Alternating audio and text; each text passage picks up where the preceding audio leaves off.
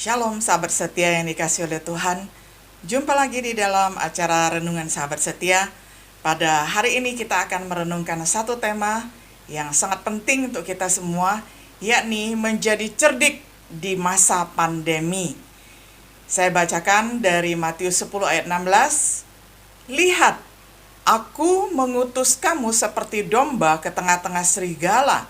Sebab itu hendaklah kamu cerdik seperti ular dan tulus seperti merpati. Yang akan kita soroti di sini adalah kata cerdik, karena kita mau menjadi orang yang cerdik di masa pandemi COVID-19 ini. Nah, kata cerdik itu berasal dari kata phronemu. Itu adalah kata keterangan nominatif, plural, bergender maskulin, berasal dari kata phronemos, artinya wise ataupun bijaksana. Jadi bisa berarti bahwa menjadi cerdik itu adalah artinya menjadi bijaksana. Kita mau menjadi bijaksana di masa-masa yang sulit seperti ini. Tuhan ketika menciptakan setiap diri kita sudah memberikan kita dengan beragam talenta dan kecerdasan. Ada kecerdasan yang biasa-biasa saja, ada kecerdasan yang banyak sekali ataupun multi talenta. Nah, Howard Gardner, profesor pendidikan dari Universitas Harvard Amerika tahun 1983, mengelompokkan kecerdasan manusia menjadi 9 jenis kecerdasan. Nah, berikut ini adalah contoh 9 jenis kecerdasan, dan saya tambahkan dengan tokoh-tokoh Alkitab supaya setiap diri kita semakin hari semakin mengidentifikasi dengan orang-orang yang sudah berkarya di zaman Alkitab dan tetap berlaku di zaman kini, supaya kita belajar kebijaksanaannya. Dengan demikian kita memaksimalkan hidup kita di dunia ini.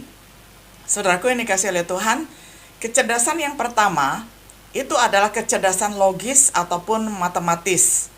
Mereka yang dikaruniakan kecerdasan logis ini adalah mereka yang mudah menggunakan konsep matematika di dalam berkarya. Mereka tertarik pada cara menghitung, mengukur, mengerjakan operasi-operasi matematis. Mereka piawai mengolah angka dan berpikir secara analitis.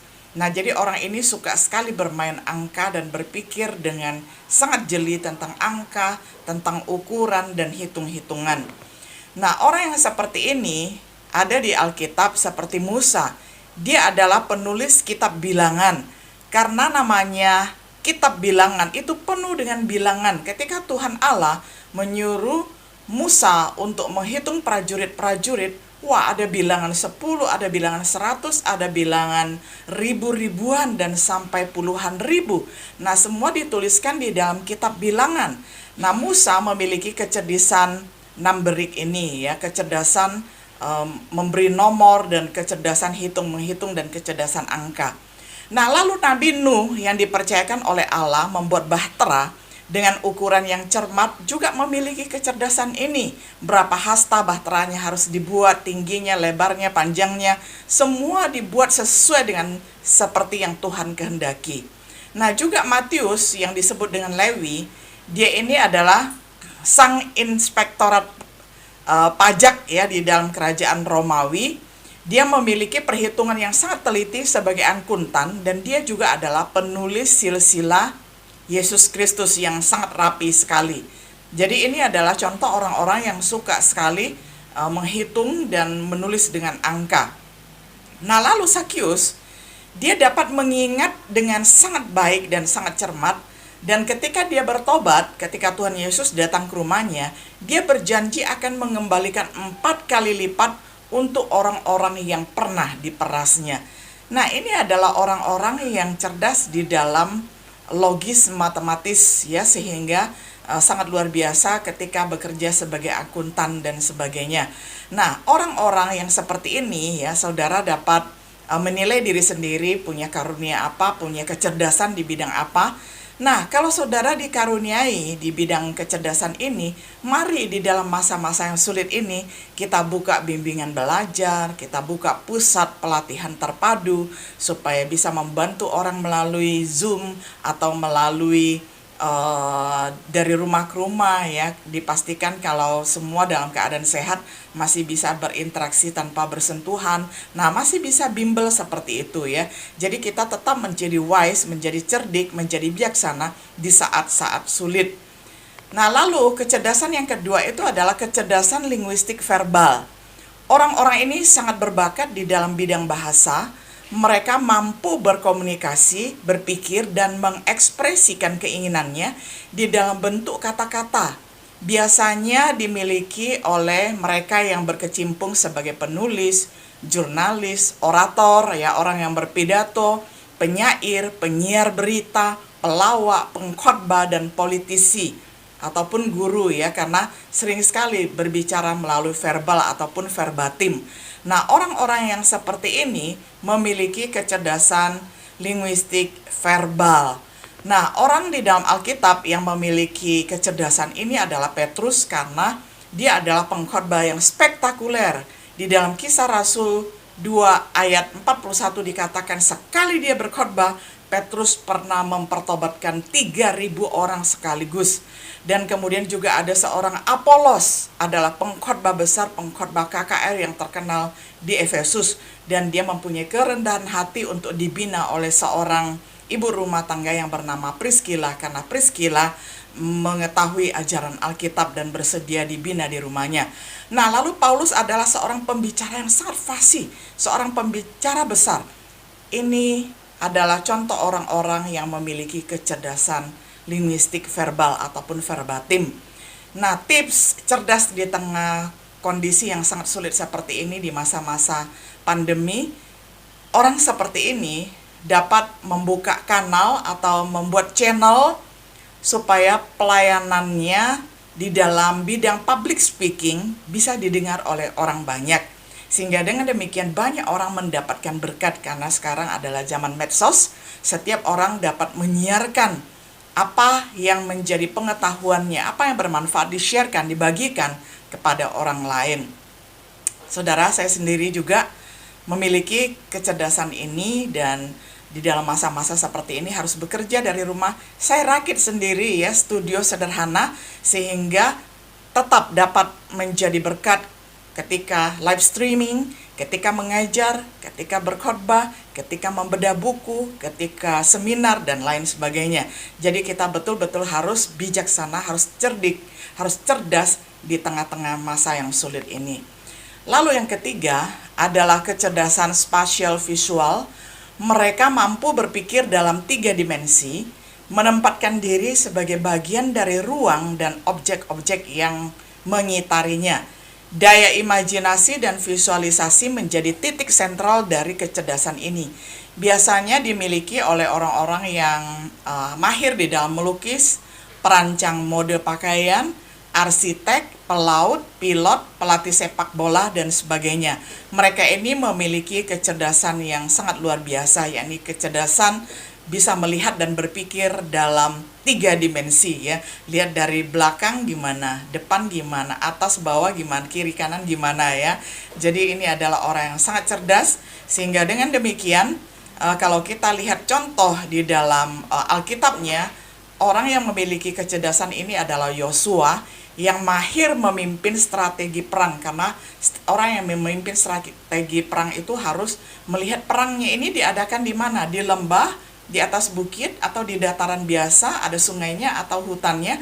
Nah, semua harus diatur ya. Nah, Nehemia juga menyelidiki dengan seksama tembok-tembok yang runtuh di Yerusalem ya. Dia menyelidiki, mensurvei, dan sebagainya.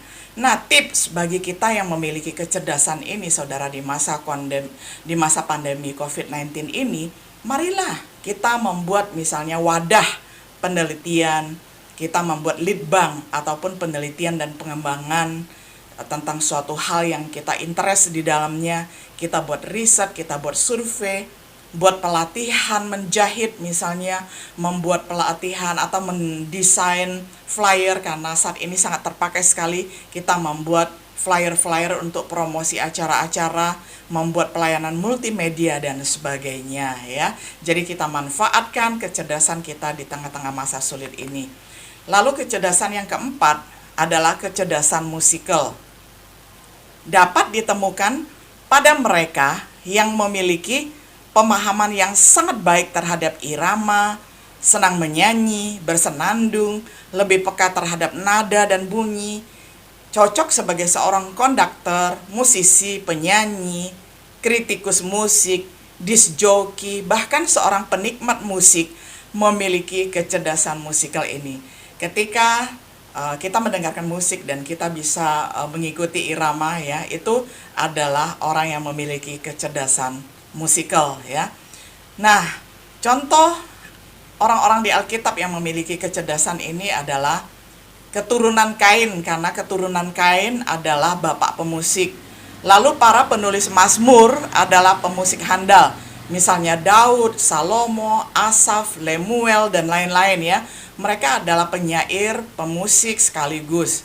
Lalu suku Lewi dan para biduan dan biduanita yang di dalam perjanjian lama yang menyanyi di bait Allah itu adalah orang-orang yang cerdas di dalam bidang musik. Nah, tips di masa pandemi ini, orang yang sedemikian rupa, orang yang cerdasnya luar biasa di dalam bidang musik, mari ya menulis syair, menggubah lagu, membuat studio, home recording dan sebagainya, supaya produksinya bisa menjadi berkat bagi banyak orang yang mendengarkannya dan bisa memberi penghiburan dan kekuatan. Nah, kecerdasan yang kelima itu adalah kecerdasan kinestetik ragawi ya. Orang yang bergerak ya dengan kekuatan tubuhnya dan otot-otot tubuhnya. Mereka bergerak anggun, kuat, lentur, sangat dinamis sehingga enak ditonton. Kecerdasan ini menuntut koordinasi antara otak dan tubuh seperti terdapat pada atlet, pemain akrobat, dan penari ya. Nah, jadi kalau saudara mempunyai kekuatan di dalam bidang ini, mari ya berkaryalah. Misalnya di dalam Alkitab ada penari yang menyambut kemenangan Raja Daud, pasti itu tariannya menarik sekali. Lalu Raja Daud dikatakan sering juga menari, berarti dia ini multi talent dan memiliki multiple intelligence ya, memiliki kecerdasan majemuk. Daud bisa menari dan juga bisa musik ya kan, biasanya itu satu paket ya. Nah, tipsnya bagi kita yang memiliki kecerdasan kinestetik ragawi di masa-masa seperti ini, masa yang sulit, mari misalnya kita mulai memikirkan, selama ini mungkin kita nggak sempat membuat sanggar tarian. Nah, sekarang mari kita mulai mencipta tarian, membuat drama musikal, membuat opera, membuat operet dan sebagainya ya.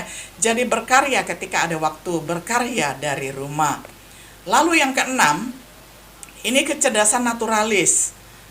Pengetahuan tentang alam yang sangat mengagumkan akan kita peroleh dari mereka yang mempunyai kecerdasan ini. Mereka sangat senang dengan alam, binatang, dan sangat teliti di dalam mengamati apa yang menjadi perhatiannya. Bisa flora dan fauna ya, bisa bunga, tumbuh-tumbuhan, ataupun hewan binatang ya. Mereka adalah pecinta alam, pecinta lingkungan, pecinta binatang. Nah, banyak teman-teman saya yang memiliki kecerdasan ini. Mereka bisa memelihara hewan dengan sangat baik dan sangat tekun sekali, sangat mengasihi binatang. Nah, orang-orang yang bersentuhan dengan binatang di dalam Alkitab banyak ya. Contohnya, Daniel pernah dimasukkan ke dalam gua singa, Yunus di perut ikan. Nah, Yunus dan Daniel ini pernah berhubungan dengan binatang liar, namun itu di dalam pemeliharaan atau di dalam providensia ilahi, sehingga karena mukjizat Allah mereka tidak celaka.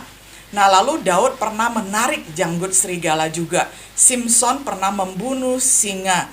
Nah, bagi setiap diri kita yang memiliki kecerdasan mengasihi binatang ini, saudara, kita mungkin bisa membuat pet shop ya, atau mengembangbiakkan peliharaan sehingga anak-anak mereka yang cute, yang lucu-lucu bisa dibagikan kepada teman-teman atau bahkan dijual, why not ya. Nah, jadi inilah kecerdasan ataupun cerdik di saat sulit. Kecerdasan yang ketujuh adalah kecerdasan intrapersonal. Mereka dapat memahami dirinya lebih baik daripada orang lain memahami tentang dirinya. Mereka termotivasi dengan tujuannya dan tidak peduli apa yang orang lain pikirkan tentang dirinya. Mereka memiliki kemampuan untuk mengatur dan mengendalikan diri dengan sangat baik. Jadi dia paham dengan dirinya sendiri, nggak peduli orang lain mau mengatakan dia mirip orang edan dan sebagainya. Yang penting adalah dia tahu apa yang dia kerjakan dan dia mencintai apa yang dia kerjakan. Dia pakar di dalam mengerjakan apa yang dia kerjakan dengan baik dan tentunya halal ya, bukan pekerjaan yang haram. Nah, orang seperti ini adalah seperti Yehezkiel, seorang nabi Tuhan yang memiliki kecerdasan intrapersonal. Walaupun kelihatannya agak-agak eksentrik ya. Misalnya dikatakan di dalam Yehezkiel 3 ayat 3, dia ini pernah memakan kertas. Nah, mana boleh kita memakan kertas, tetapi dia pernah. Nah, ini adalah contoh ya orang yang intrapersonal. Nah, lalu Yohanes Pembaptis adalah seorang asketis, pemakan belalang dan madu hutan. Nah, ini jarang dilakukan oleh orang-orang ya di zamannya dan zaman sekarang. Tetapi mereka tetap hidup dan hidup sehat karena apa? Karena mereka tahu apa yang mereka lakukan. Nah, tips bagi orang yang seperti ini yang kadang-kadang disebut orang eksentrik, mari membuat museum ya atau perpustakaan atau monumen untuk untuk memberi penghargaan ataupun mengapresiasi pribadi-pribadi yang eksentrik tetapi memberi kontribusi kepada banyak orang ya. Bukan eksentrik yang negatif, tapi ada eksentrik yang positif ya, sangat unik sekali. Nah, kecerdasan yang kedelapan, ini adalah kecerdasan yang terkait dengan pemahaman perasaan, suasana hati, serta temperamen orang lain. Pemilik kecerdasan ini dapat bekerja dengan orang lain, mereka adalah tipikal pemimpin dan penasehat. Nah, contoh orang-orang ini di Alkitab adalah Daniel dan kawan-kawan dapat mengadakan diplomasi dengan Master Chief di kerajaan Babilonia waktu mereka ditawan, dan ketika mereka tidak mau ikut sehidangan dengan raja, mereka berdiplomasi memakan minum air mineral dan hanya makan sayur-sayuran saja. Nah, Ratu Esther juga menghadap raja tanpa dihukum mati. Dia memiliki kecerdasan interpersonal, dapat melihat, wah ini mood orang lagi baik ini, mood pemimpin ini, mood raja ini sedang baik. Kalau sedang baik, mari melobi ya, mari bicara, mari menyampaikan gagasan-gagasan yang brilian ya. Dan akhirnya Esther berhasil menyelamatkan satu bangsa dari konspirasi pembunuhan massal. Nah, tips bagi kita yang memiliki kecerdasan ini di masa sulit adalah mari kita membuka counseling center, membuka pusat pendidikan diplomasi dan sebagainya, supaya orang-orang cerdas dapat dilatih dan berguna bagi banyak orang. Di masa saat seperti ini orang butuh hiburan, butuh kekuatan dan sebagainya. Nah, yang terakhir, yang ke-9, ini adalah kecerdasan eksistensialis. Pada orang seperti ini kita dapat temukan perspektif ya, perspektif orang ini sangat luas. Dia melihat sebuah persoalan bukan hanya melihat di satu titik, tetapi dia bisa melihat satu hal yang begitu luas dan menyeluruh dan menemukan akar-akar persoalannya. Misalnya melihat ibu kota yang macet. Yang dilihat itu bukan banyaknya volume kendaraan atau kurangnya jalan layang, tetapi ada hal-hal yang tidak dilihat oleh orang lain tetapi bisa dilihat, misalnya tentang bagaimana SDM, bagaimana mengelola pekerjaan sebuah proyek dan sebagainya. Bisa melihat satu masalah tetapi dari perspektif yang sangat luas dan menyeluruh, sehingga semua akar-akar masalahnya dapat diselesaikan dengan baik. Nah, ini adalah tipikal pemimpin yang sangat bagus ya, kalau menjadi pemimpin nasional bahkan menjadi pemimpin dunia. Nah, kita lihat contohnya adalah di Alkitab adalah Raja Salomo, memiliki kebesaran yang tidak pernah dimiliki seorang pun di bawah kolong langit ini. Dia sangat wise, sangat bijak, sangat cerdik sekali, sehingga tidak ada seorang pun yang dapat menyamai Raja Salomo sampai sekarang ini. Nah, tipsnya bagi kita yang memiliki kebijaksanaan, mari kita membuka museum record ya, berskala yang besar misalnya, untuk memberi apresiasi kepada pribadi-pribadi yang berprestasi gilang gemilang. Kalau di Indonesia ada contoh yang bagus ya, ada Museum Muri ya. Nah, itu adalah contoh dari pendirinya ataupun pemiliknya memiliki kecerdasan eksistensialis. Nah, kiranya setiap diri kita di masa sulit ini mengembangkan diri. Setiap kita, Tuhan sudah perlengkapi dengan intelektual, dengan kecerdasan, dengan karunia, dengan talenta yang berbeda-beda. Itu harusnya dipakai dan dikembangkan. Di saat yang sulit, justru kita harus semakin memaksimalkannya supaya kecerdasan yang Tuhan berikan kepada kita dapat didaya gunakan untuk kemuliaan nama Tuhan dan untuk kehidupan bersama yang lebih baik.